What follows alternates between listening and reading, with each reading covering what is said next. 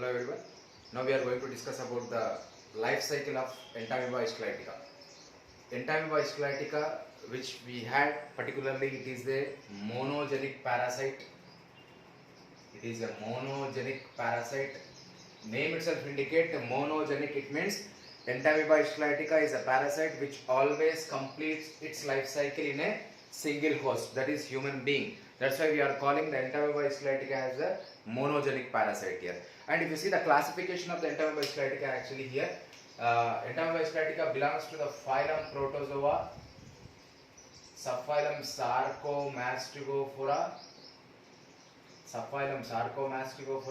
and the class will be Rhizopoda. This is the classification of the Entamoeba histolytica. Now, name Entamoeba histolytica, right? Entamoeba always indicates, it means what? Always indicates the inner part here. Histolytica, the name always indicate here particularly histolysine is an enzyme. Entamoeba histolytica is a parasite which is consisting of an enzyme histolysine, which always helps in what? Which always affects on the submucosa and mucosa layers of the large intestine. Hence, the name has been given as Entamoeba histolytica particularly. Now, we will see the life cycle of Entamoeba histolytica. Before seeing the life cycle of the Entamoeba histolytica, this is a parasite we are saying. It lives in the host. The host is a human being, single host. What disease is caused by the Entamoeba histolytica? First, we have to know that thing here. The disease caused by the Entamoeba histolytica is the amoebiasis. Amoebiasis or amoebic dysentery. Amoebiasis or amoebic dysentery, main symptom is consisting of diarrhea. By the contaminated food and water, always what is happening? We are getting amoebiasis or amoebic dysentery caused by the Entamoeba histolytica. Now we will see the life cycle of the Entamoeba histolytica. First, what is happening here? Life cycle. From where we are starting the life cycle here? Actually, here particularly what is happening here? Trophozoite stage is there. The trophozoite stage is the motile stage, feeding stage, right? Which is the stage present here in Entamoeba histolytica. The trophozoite stage mainly consisting of what? It is consisting of a cartwheel shaped nucleus and food vacuoles with RBC and food vacuoles with the bacterium. Both we had. Don't confuse here. Food vacuoles with the RBC, how they are forming, has we discussed a point here. Histolysine is an enzyme. Histolysine is an enzyme which always affects and ruptures the mucosa, submucosa wall of the large intestine. When histolysine is rupturing the mucosa, submucosa wall of the large intestine, what is happening here? Blood oozes outside. Blood comes outside. When blood comes outside, it is mixing with what? Food vacuole. Hence, we are getting food vacuole with the RBC. Then, very characteristic point of this trophozoite, it is actually cartwheel shaped nucleus. Nucleus is always cartwheel shaped nucleus here. Particularly, we are seeing in this thing. Then, mitochondria is absent particularly here. That's why Entamoeba's organisms, parasites, we are calling particularly as a obligate anaerobes. Obligate anaerobes, it means what actually? Which they are not living in the presence of oxygen, which they lives in the absence of oxygen here. Now, trophozoite stage, which we had particularly, this trophozoite stage which we had, it divides by the binary fission and gives rise to what? And gives rise to first stage. After the trophozoite stage, the next stage we are calling as what? Pre-cystic stage. Before the formation of the cystic stage. In the pre-cystic stage, what is happening? Cartwheel shaped nucleus is as it is. Apart from the cartwheel shaped nucleus, what we had? Chromatid bars. 2 chromatid bars we had and glycogen granules we had. This is the pre-cystic stage. Pre-cystic stage is the non-motile and then non-feeding stage particularly. Pre-cystic stage which we had by acquiring the cyst wall. This is the cyst wall here, right? Outer cyst wall. By acquiring the cyst wall, we are calling it as what? We are calling it as a cystic stage, right?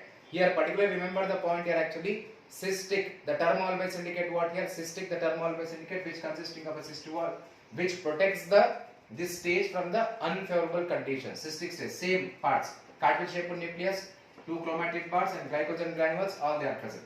Now, the cystic stage which we had, it is consisting of 1 nucleus we are saying. This nucleus undergoes the 2 mitotic divisions and forms 4 nucleus.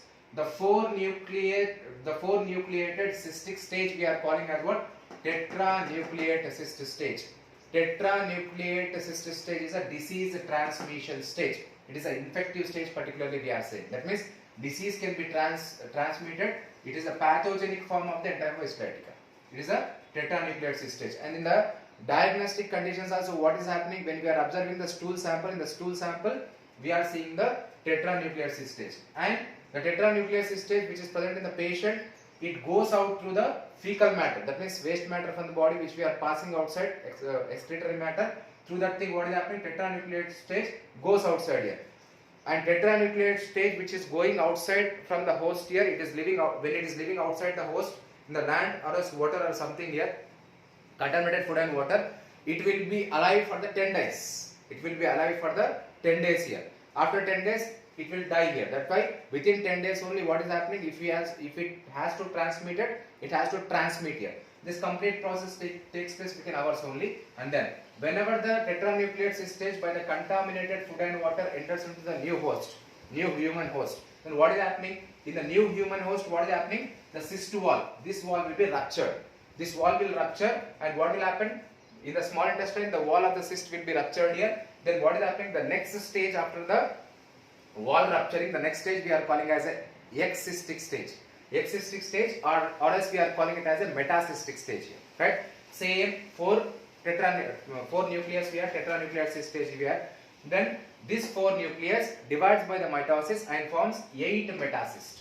How many? 8 metacysts here, right? And this each metacyst develops into trophozoite now. Develops into trophozoite, and this life cycle is continuing like this. This is the life cycle of Entamoeba. In rare cases, what is happening? The mature trophozoite which we had, actually it undergoes the extra-intestinal amoebiasis.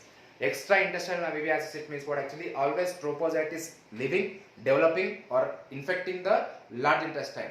If the trophozoite is moving apart from the large intestine, affecting the other body parts like heart, liver, kidney, all these things, that process, that condition, that phenomena we are calling as what? Extra-intestinal amoebiasis here. This is about the life cycle of the Entamoeba sciatica. If you see the prophylaxis or else pathogenicity, it means what? Actually here mainly the disease caused by the particular Entamoeba sciatica is the amoebic dysentery or amoebiasis we are calling, and the main symptoms of the amoebiasis is always what? Actually here diarrhea and bloody stools. Stools are with the blood. Stool is actually the fecal matter which is passing here. Stools with the blood, because histolysine is rupturing the large intestine, right? And when we are observing diagnostically in the stool, tetranuclear cyst is appeared. By the appearance of the tetranuclear cyst, we can confirm it is the amoebiasis disease here, right? Then prophylaxis, how we can prevent this amoebiasis disease here? By taking the common measures here, right? Always using the fresh vegetables, fresh fruits, fresh food materials. And then when we are using the food materials, vegetables, all these things, first we have to wash them properly, and then we have to take the water after boiling the water only, and we have to maintain our environment, we have to maintain our surroundings hygienically. By doing all these things, we can avoid the contamination of the food and water, and we can avoid the infection of the Entamoeba sciatica. This is about the life cycle of Entamoeba sciatica completely.